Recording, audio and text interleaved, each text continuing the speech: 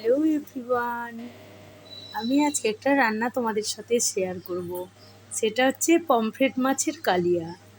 তোমরা দেখতেই পাচ্ছ কত সুন্দর হয়েছে, দেখতেও যেমন সুন্দর হয়েছে, খেতেও তেমনি দুর্দান্ত হয়েছে। তো চলো কিভাবে আমি পমফ্রেট মাছের কালিয়াটা বানিয়েছি সেটা তোমাদেরকে দেখিয়ে দিই। প্রথমে আমি এখানে 4 পিস মাছ নিয়েছি। মাছগুলোকে ভালো করে আমি ধুয়ে নিয়েছি, ধুয়ে নুন হলুদ মাখিয়ে নিয়েছি। তারপর তেল গরম করে মাছগুলোকে আমি ভালো করে ভেজে নিয়েছি।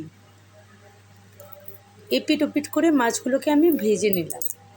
তারপর সেই কড়াতেই, সেই তেলেই আমি 5 ফোড়ন দিয়ে দিয়েছি, একটা লঙ্কা আর তেজপাতাও দিয়ে দিয়েছি।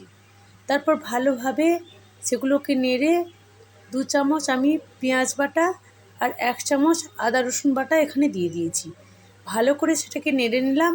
তারপর 1 চামচ হলুদ, 1 চামচ লঙ্কা আর জিরে গুঁড়ো, আর ধনে গুঁড়ো দিয়ে দিলাম। তারপর দুটো টমেটো নিয়েছিলাম, সেটাকে পেস্ট বানিয়ে ওটাও দিয়ে দিলাম। ভালো করে মশলাটাকে আমি কষিয়ে নিলাম। তারপর কসুরি মেথি নিয়েছি 1 চামচ, সেটাও দিয়ে দিলাম, ভালোভাবে কষিয়ে নিলাম। তারপর কিছুটা জল দিয়ে সেটাকে নেড়ে ফুটিয়ে নিলাম। তারপর ভাজা মাছগুলো ওটাতে দিয়ে দিলাম। বাস 10 মিনিট ঢাকার পরে ওটা খুলে নিলাম। তারপর হয়ে গেল পমফ্রেট মাছের কালিয়া।